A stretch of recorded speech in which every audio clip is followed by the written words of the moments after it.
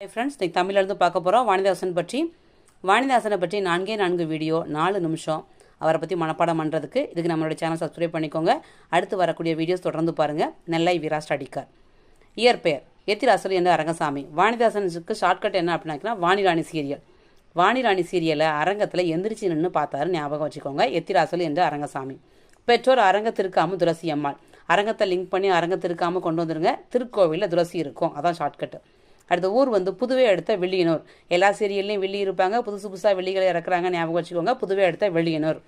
காலம் விடுதலை அடைந்தது 1947, அதை அப்படியே மாற்றி போடுங்க. 1974 ஆகஸ்ட் மாதம் விடுதலைக்கு 8 நாளைக்கு முன்னாடி. So August 7 1974.